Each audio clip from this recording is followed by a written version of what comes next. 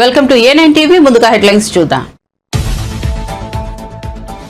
సీఎంగా తొలిసారి గజ్వేల రేవంత్ రెడ్డి పర్యటన. కోకా-కోలా ప్లాంట్ ప్రారంభం. సిద్దిపేట జిల్లా బండ-తిమ్మాపూర్లో ఫ్యాక్టరీని ప్రారంభించిన సీఎం. ప్లాంట్ అంతా కలిగి తిరిగిన ముఖ్యమంత్రి. కూల్ డ్రింక్ తయారీ వివరాలను అడిగి తెలుసుకున్న సీఎం. సీఎం చంద్రబాబుతో ముగిసిన పవన్ కళ్యాణ్ భేటీ. ఉండవల్లిలోని సీఎం చంద్రబాబు నివాసానికి వచ్చిన పవన్ చంద్రబాబుతో 2 గంటల పాటు సమావేశం. పలు కీలక అంశాలపై చర్చ.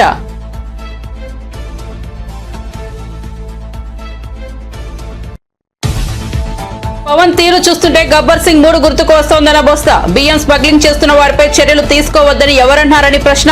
షర్మిలను ఒక పార్టీ నాయకురాలిగా తాము గుర్తించడం లేదని వ్యాఖ్య.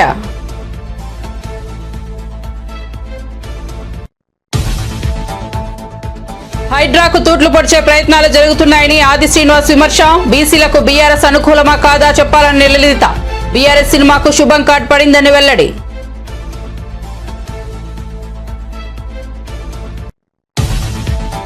సీఎం తన సైకో రౌడీ కుట్రలను బంద్ చేయాలన్న బీఆర్ఎస్ నేత ఆర్ఎస్ ప్రవీణ్ కుమార్. గురుకులాల్లో టాయిలెట్లు బాగాలేవని, కుళ్లిన కూరగాయలతో భోజనం పెడుతున్నారని ఆగ్రహం. విద్యార్థులకు మంచి టీచర్లను పెట్టకుంటే ఎలా అని నిలదీత.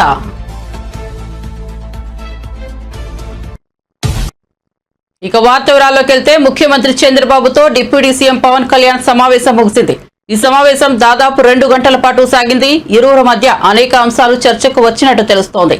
తన ఢిల్లీ పర్యటన వివరాలను పవన్ చంద్రబాబుకు వివరించారు. కేంద్ర మంత్రులతో భేటీ వివరాలను సీఎంతో పంచుకున్నారు. ప్రధానంగా కాకినాడ పోర్టులో బియ్యం అక్రమ రవాణా జరుగుతున్న అంశంపై చర్చించినట్లు తెలుస్తోంది. రేషన్ బియ్యం తరలింపునకు ఎలా అడ్డుకట్ట వేయాలి, ఎలాంటి విధి విధానాలు అమలు చేయాలనే దానిపై చర్చించినట్లు సమాచారం. రాజధాని అమరావతి నిర్మాణ పనుల వేగవంతం, తాజా రాజకీయ పరిస్థితుల గురించి, మరో విడత నామినేటెడ్ పోస్టుల నియామకం గురించి కూడా ప్రముఖంగా చర్చించినట్లు తెలుస్తోంది. కూటమి పార్టీలోని కష్టపడి పనిచేసే నేతలకు మిగిలి ఉన్న నామినేటెడ్ పోస్టులు ఇవ్వాలని, అందుకోసం ఏ విధంగా ముందుకు వెళ్లాలన్న దానిపై చంద్రబాబు పవన్ మధ్య చర్చ జరిగినట్టు తెలుస్తోంది. తెలంగాణ ముఖ్యమంత్రిగా బాధ్యతలు చేపట్టిన తర్వాత రేవంత్ రెడ్డి తొలిసారిగా బీఆర్ఎస్ అధినేత కేసీఆర్ ప్రాతినిధ్యం వహిస్తున్న గజ్వేల్ నియోజకవర్గంలో పర్యటించారు.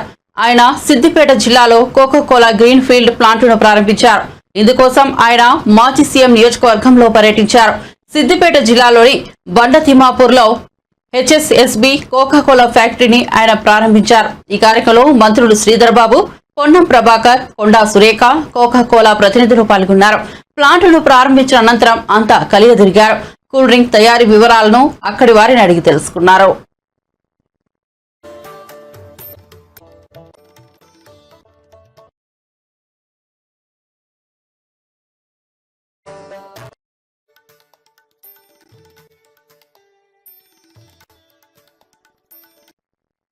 ప్రజాపాలన విజయోత్సవాల్లో భాగంగా ఆరోగ్యశ్రీ ఉత్సవాలను సీఎం రేవంత్ రెడ్డి ప్రారంభించారు. సోమవారం హైదరాబాద్ లోని ఎన్టీఆర్ మార్గ్ లో హెచ్ఎండిఏ గ్రౌండ్స్ లో 213 అంబులెన్స్లకు పచ్చజెండా ఊపి ప్రారంభించారు. అనంతరం 28 పారామెడికల్, 16 నర్సింగ్ కాలేజీలను, 33 మైత్రి ట్రాన్స్జెండర్ల క్లినిక్స్ ను సీఎం వర్చువల్ గా ప్రారంభించారు.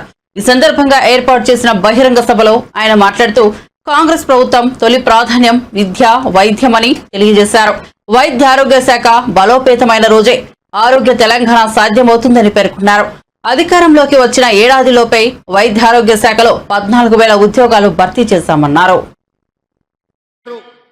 ఖాళీలను భర్తీ చేయడానికి పరీక్షలు పూర్తి చేసి తొందరలోనే ఇంకొక 6,500 మంది ఈ రోజు వైద్య ఆరోగ్య శాఖలో నియమించాలని ఈ ప్రభుత్వం కార్యక్రమాలు తీసుకొని ముందుకు వెళ్తుంది.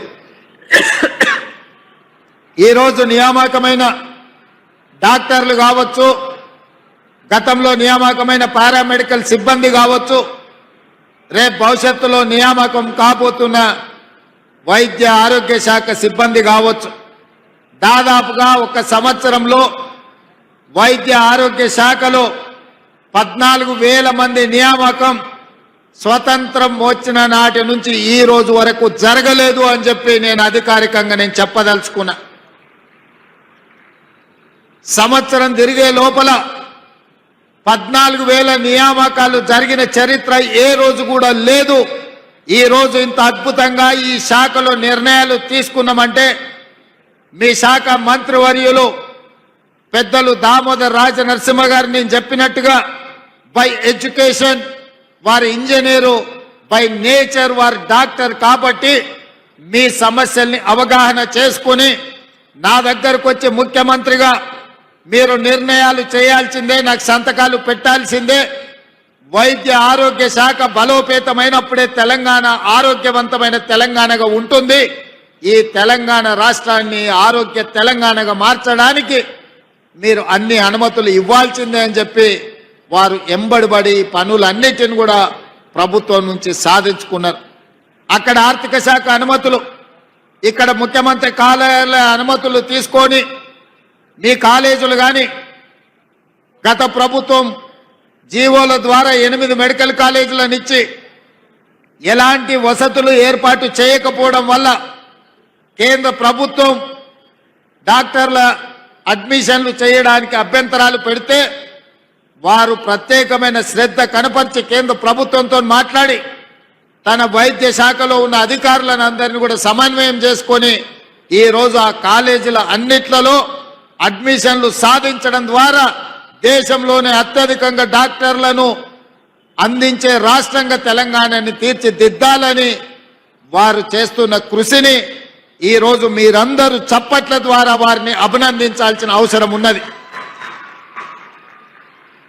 ఎందుకంటే సంబంధిత శాఖ మంత్రికి చిత్తశుద్ధి, పట్టుదల, పని చెయ్యాలన్న ఆలోచన, పని పట్ల అవగాహన ఉన్నప్పుడే ఈ కార్యాచరణ ముందుకు వెళ్తుంది. ఆ మంత్రి గారికి చిత్తశుద్ధి లోపించినా, అవగాహన లేకపోయినా తీసుకుంటున్న నిర్ణయాలు లోపభూయిష్టంగా ఉండే అవకాశం ఉంది. అందుకే ఈరోజు ఒక మంచి మంత్రిగా సమర్థవంతంగా ఈ శాఖను నిర్వహించడమే కాకుండా శాఖలో ఉన్న సిబ్బందిని అందరిని కూడా సమన్వయం చేసుకుంటూ వారు ముందుకు వెళ్తున్నారు. అందుకే ఈ వేదిక మీద నుంచి మీకు అందరికీ తెలుసు, 60 సంవత్సరాల ఆకాంక్ష, లక్షలాది మంది నిరుద్యోగ యువకులు ఉద్యమకారులుగా మారి వందలాది మంది ఆత్మ బలిదానాలు చేసుకొని తెలంగాణ రాష్ట్రాన్ని సాధించినాం. తెలంగాణ ఉద్యమంలో ప్రధానంగా ఆనాడు తెలంగాణ యువత నినదించింది తమ ఉద్యోగ నియామకాల కోసం. రాష్ట్రంలో ఖాళీలుగా ఉన్న ఉద్యోగ నియామకాలు, ఉమ్మడి రాష్ట్రంలో తెలంగాణకు అన్యాయం జరుగుతుందని చెప్పి తెలంగాణ యువత మొత్తం లక్షలాదిగా రోడ్ల మీదకి వచ్చి ఉద్యమ బాట పట్టి తెలంగాణ రాష్ట్రాన్ని సాధించుకున్నారు. మేమందరం ఆశించిన AP deputy CM Pawan Kalyan AP Congress chief షర్మిలపై వైసీపీ ఎమ్మెల్సీ మాజీ మంత్రి బొత్స సత్యనారాయణ విమర్శలు గుప్పించారు. కాకినాడ పోర్టు నుంచి బియ్యం స్మగ్లింగ్ అవుతోందని పవన్ అంటున్నారని, స్మగ్లింగ్ చేస్తున్న వారిపై చర్యలు తీసుకోవద్దని ఎవరన్నారని ప్రశ్నించారు. పవన్ తీరు చూస్తుంటే గబ్బర్ సింగ్ 3 గుర్తుకు వస్తోందని అన్నారు. మంత్రి ప్రమేయం లేకుండానే ఇలాంటి కార్యక్రమాలు జరుగుతాయా అని ప్రశ్నించారు. పవన్ చిత్తశుద్ధిని తాను శంకించడం లేదని చెప్పారు. 2004లో మంత్రి అయినప్పుడు తనకు ఎన్నో అధికారాలు ఉంటాయని భ్రమపడ్డానని తెలిపారు. మంత్రి పదవి వచ్చినప్పుడు తొలుత హూ అంటామని, ఆ తరువాత ఆ అంటామని చెప్పారు. ఇదే మా హయాంలో, వైసీపీ హయాంలో అయితే ఇప్పటికే సుమారు ఈ 6 నెలల్లో ఇప్పటికే ఈ ప్రభుత్వం వచ్చి ఉంటే ఈ గత ప్రభుత్వంలో ఈబీసీ నేషనల్కి వచ్చి అడుగుతున్నాం. ఒక ప్రతిపక్షంగా ప్రజల తరపుని, అందుకే కదా ప్రజలకు కొనుగోలు శక్తి పెరిగింది, అందుకే ప్రజల జీవన ప్రమాణాలు పెరిగాయి. ఎవరన్నా వేరే చూపెడతాను కాదు. దయచేసి ఒక ఊరిలో ఉదయం 9 నుంచి రాత్రి 9 వరకు వైన్ షాప్. ఆలోచన చేయండి, ఇది ఎక్కడైనా మనం చూసామా, ఎప్పుడైనా చూసామా?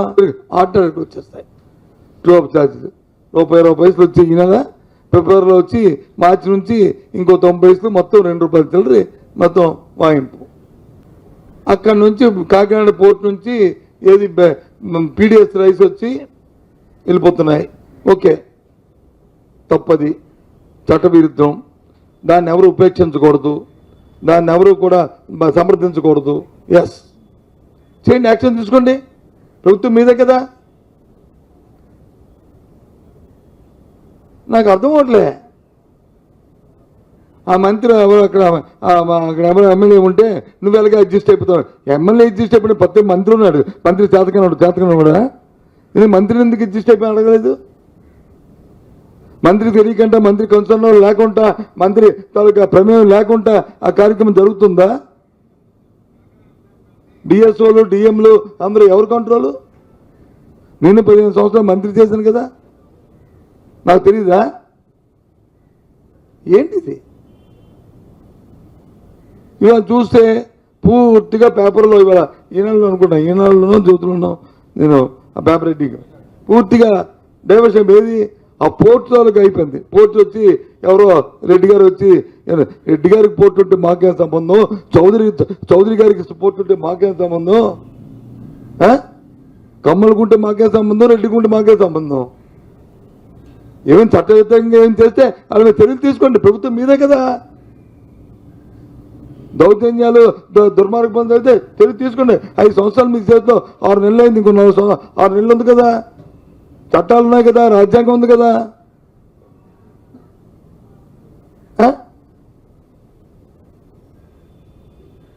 కాదు యూనియన్, దాని ఏం పేరు, ఎక్స్పోర్ట్ యూనియన్ ప్రెసిడెంట్ వచ్చి సో అండ్ సో ఎక్స్పోర్ట్, లేకపోతే Kakinada millers union so and so, లేదు అంటే state union so and so, అప్పుడు సో అండ్ సో, ఇప్పుడు ఎస్ఎస్. ముఖ్యమంత్రి రేవంత్ రెడ్డి తనపై ఎన్ని కేసులు పెట్టినా చివరకు తనను కాల్చి చంపినా కూడా పేదల పక్షానే మాట్లాడతానని బీఆర్ఎస్ నేత ఆర్ఎస్ ప్రవీణ్ కుమార్ అన్నారు. సీఎం తన సైకో రౌడీ కుట్రలను బంద్ చేసి పరిపాలనపై దృష్టి సారించాలన్నారు. బీఆర్ఎస్ గురుకుల బాట కార్యక్రమం నేపథ్యంలో ఆర్ఎస్ ప్రవీణ్ కుమార్ పై పోలీసులు కేసు నమోదు చేశారు. దీంతో ఆయన తీవ్రంగా స్పందించారు. గురుకులాల్లో టాయిలెట్లు బాగా లేవని, కుళ్లిన కూరగాయలతో పిల్లలకు భోజనం పెడుతున్నారని, యూనిఫామ్స్ లేకుండా, బెడ్లు, బూట్లు లేకుండా విద్యార్థులు ఎలా చదువుకోగలరని ప్రశ్నించారు. కాంగ్రెస్ నేతలకు దమ్ముంటే తమ బంగ్లాల నుంచి బయటకు వచ్చి గురుకుల పాఠశాలలు, ప్రభుత్వ పాఠశాలలకు వెళ్లి చూడాలన్నారు. ఆదర్శంగా మారిన ఒక గురుకుల విద్యా వ్యవస్థ ఈ దేశంలో ఎక్కడ లేని విధంగా విద్యార్థులకు తెంచుకొని ప్రపంచ ఆర్థిక వ్యవస్థలో ఆత్మవిశ్వాసంతో అడుగుపెట్టడానికి ఇప్పటికే దాదాపుగా 30 మంది పిల్లలు ఆత్మహత్యలు చేసుకుంటున్నారు. కౌన్సిలర్ను క్షేమ గుర్పెట్లు కూడా ఇవ్వలేని పరిస్థితి, యూనిఫామ్లు సరిగా రాలేదు, పెట్లు కూడా ఇవ్వలేని పరిస్థితి, యూనిఫామ్లు సరిగా రాలేదు, బూట్లు లేవు ఇప్పటి వరకు కూడా, పిల్లలకు బూట్లు కూడా లేని పరిస్థితి. నైట్ డ్రెస్లు ఇచ్చేవారు కేసీఆర్ గారు, నైట్ డ్రెస్లు కూడా ఈరోజు నైట్ డ్రెస్లు ఇచ్చేవారు కేసీఆర్ గారు, నైట్ డ్రెస్లు కూడా ఈరోజు పిల్లలకు ఇవ్వలేని పరిస్థితి. అంత దయనీయమైన పరిస్థితిలో ఉన్న ఈ వ్యవస్థను చూసి తల్లడిల్లిపోయి కన్నీళ్ళు వచ్చిన పరిస్థితిలో కేటీఆర్ గారు, మా రాష్ట్ర వర్కింగ్ ప్రెసిడెంట్ కేటీఆర్ గారు గురుకుల బాట అని చెప్పే ఒక కార్యక్రమానికి పిలిపించారు. గురుకుల బాట కేటీఆర్ గారు చాలా ప్రత్యేకంగా ఒక విషయం పిలిపించారు.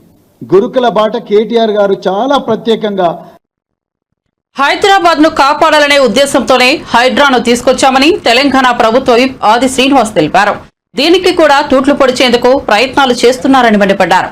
హైదరాబాద్ సిఎల్పి కార్యాలయంలో ఏర్పాటు చేసిన మీడియా సమావేశంలో ఆయన మాట్లాడుతూ కొన్నేళ్ల పాటు కేబినెట్ లో మహిళలకు చోటు కల్పించని పార్టీ బీఆర్ఎస్ అని విమర్శించారు. బీఆర్ఎస్ హయాంలో సమగ్ర సర్వే చేయించి ఆ తర్వాత దానిని అట్టకెక్కించారని విమర్శించారు. బీసీలకు బీఆర్ఎస్ అనుకూలమా కాదా చెప్పాలని నిలదీశారు. దామాసా పద్ధతిలో రాష్ట్రంలోని ప్రతి ఒక్కరికి ఫలాలు దక్కాల్సిన అవసరం ఉందన్నారు. అందుకే తాము బీసీ గణన చేపడుతున్నట్లు చెప్పారు. సంవత్సర కాలం లోపల అక్కడ చెరువు ప్రాజెక్టు పనులు ప్రారంభం చేసినటువంటి మేము ఒక మాటకు చెప్తున్నాం, అబద్ధాల ప్రచారం మానుకోమని.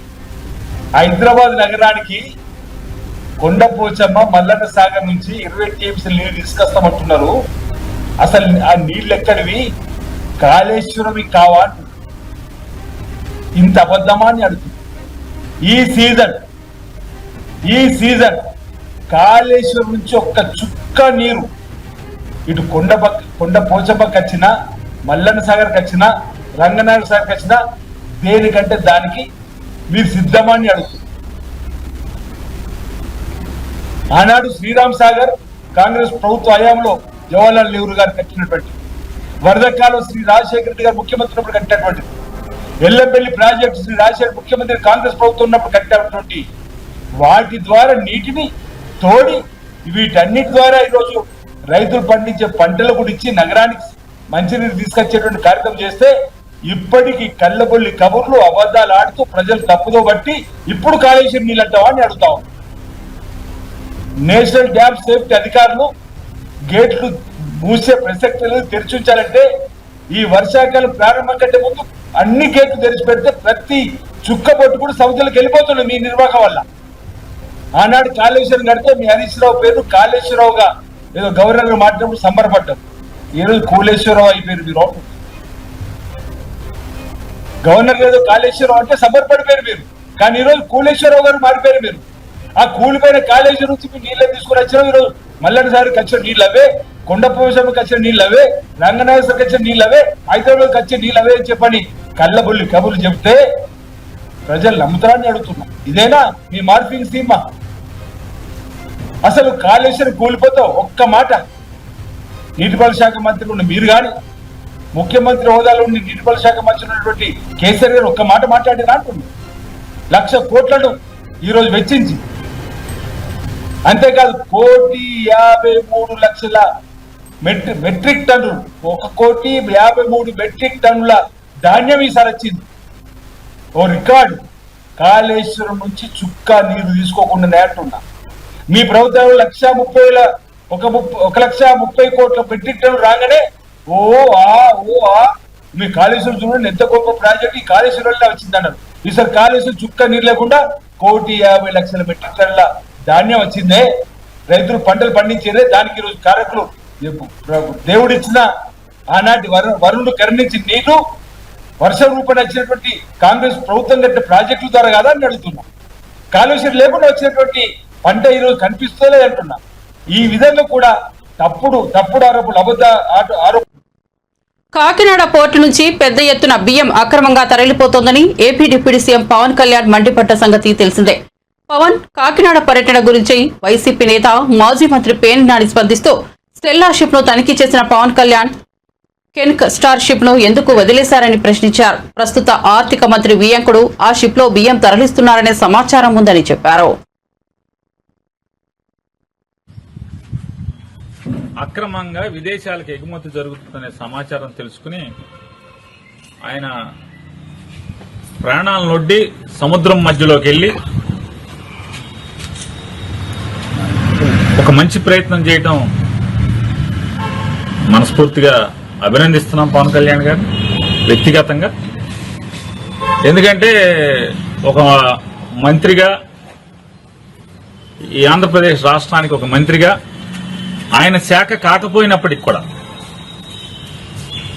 ఆయనది పంచాయతీరాజ్ శాఖ మంత్రి అయినప్పటికి కూడా, ఆయన శాఖ కాకపోయినప్పటికి కూడా ప్రజల ఆస్తి ఈ రకంగా దోపిడీ జరుగుతుందని అరికట్టడం కోసం, పట్టుకోవటం కోసం ఆయన చేసిన ప్రయత్నాన్ని ఎవరైనా అభినందించాల్సిందే.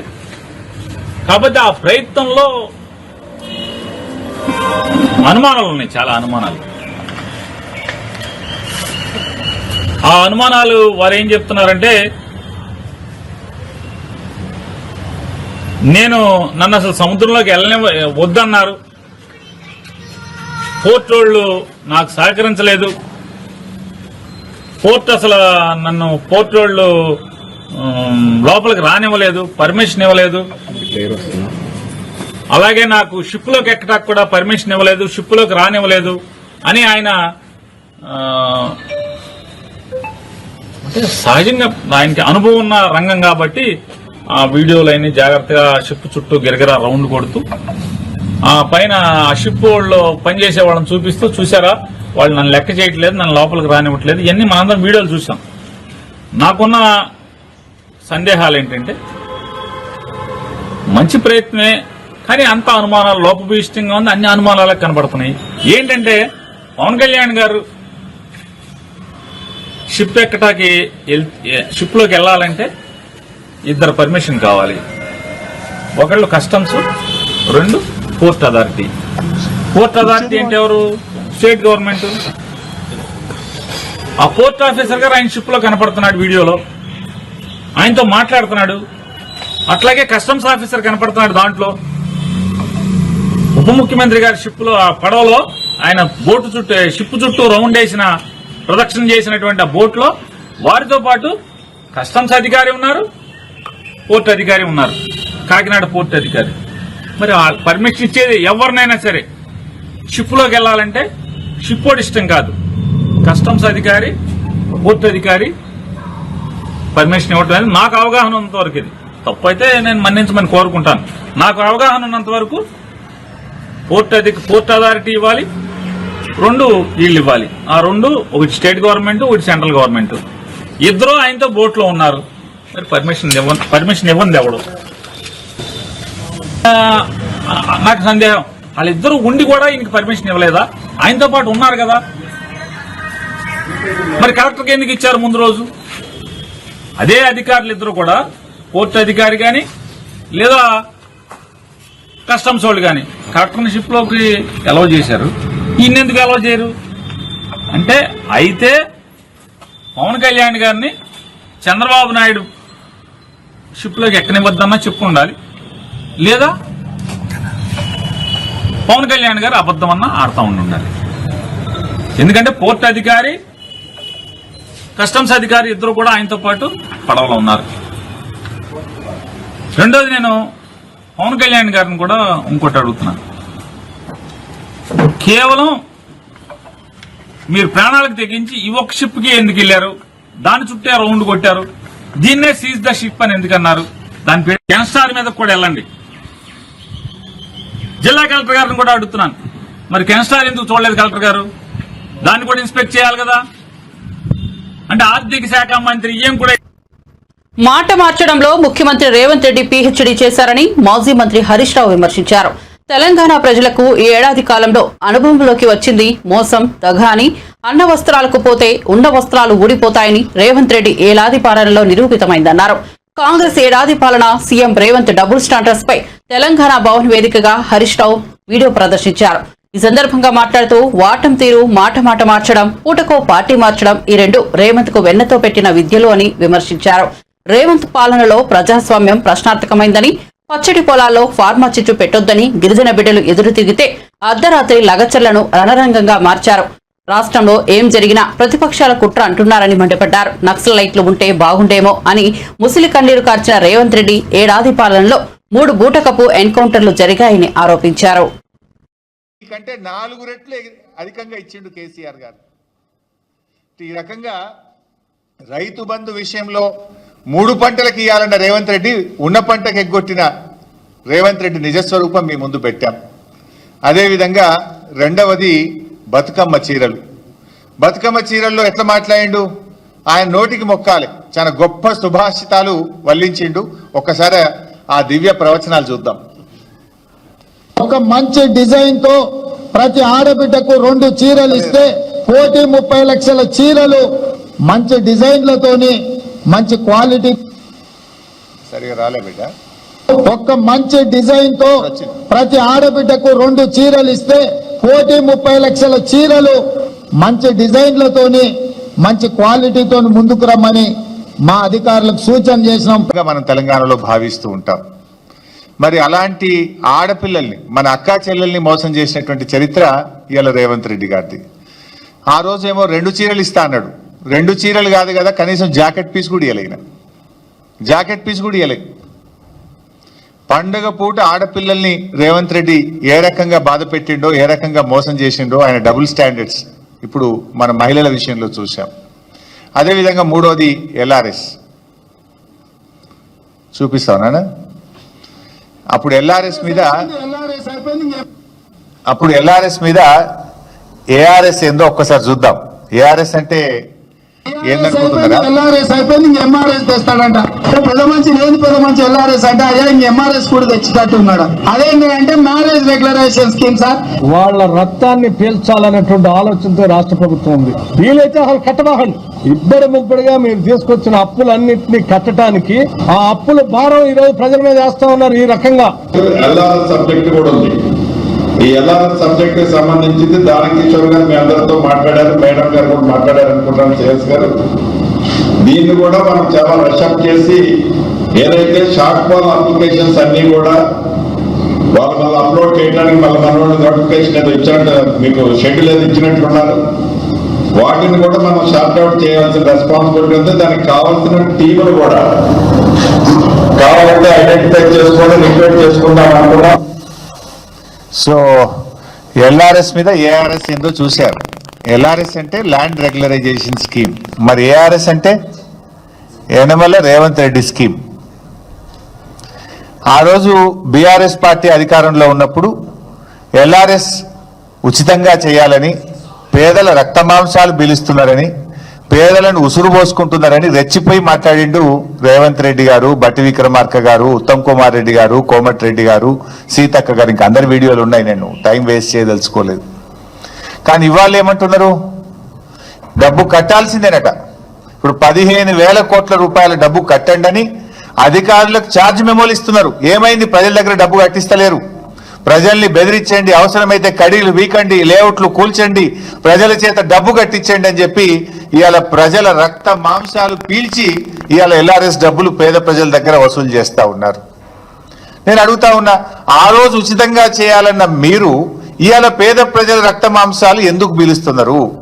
ఎందుకు ఎల్ఆర్ఎస్ కు ప్రజలు డబ్బులు కట్టాలి? కట్టద్దు అని బట్టి విక్రమార్క మాట్లాడింది కదా, గదే మాట మేమంటున్నాం.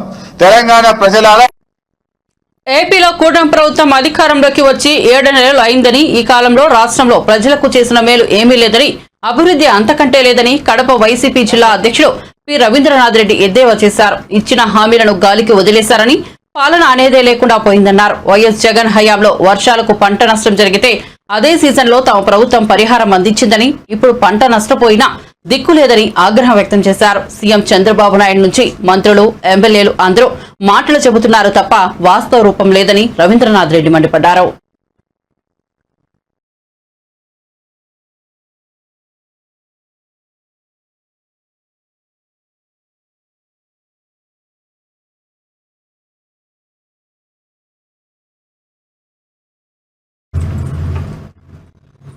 సూర్యాపేట జిల్లా కోదాడ పట్టణంలో నీటిపారుదల పౌర సరఫరాల శాఖ మంత్రి ఉత్తమ్ కుమార్ రెడ్డి, ఎమ్మెల్యే పద్మావతి రెడ్డి మీడియా సమావేశం నిర్వహించారు. ఈ సందర్భంగా మంత్రి ఉత్తమ్ కుమార్ రెడ్డి మాట్లాడుతూ సుప్రీంకోర్టు ఆదేశాలతో ఎస్సీ వర్గీకరణను ముందుకు తీసుకెళ్తున్నామని ఆయన తెలిపారు. 2,700 కోట్లతో రైతు రుణమాఫీకి ఇవ్వడం జరిగిందని, 850 కోట్ల రైతుల మీద వడ్డీ భారం పడిందన్నారు మంత్రి ఉత్తమ్ కుమార్ రెడ్డి.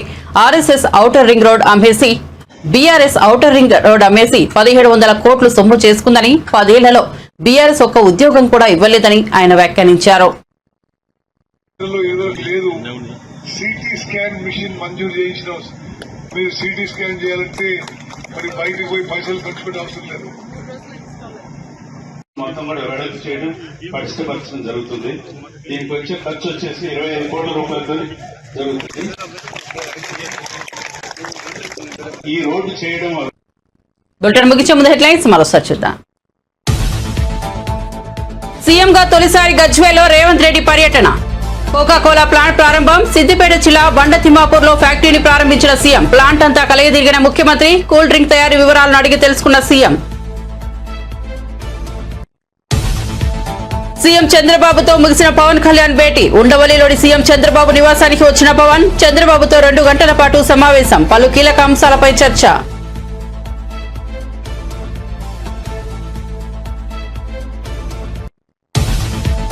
పవన్ తీరు చూస్తుంటే గబ్బర్ సింగ్ 3 గుర్తుకు వస్తోందన్న బొస్తా. బియ్యం స్మగ్లింగ్ చేస్తున్న వారిపై చర్యలు తీసుకోవద్దని ఎవరన్నారని ప్రశ్న. షర్మిలను ఒక పార్టీ నాయకురాలిగా తాము గుర్తించడం లేదని వ్యాఖ్య.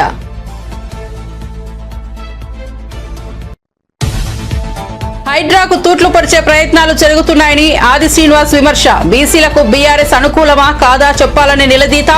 బీఆర్ఎస్ సినిమాకు శుభం కార్డు పడిందని వెల్లడి.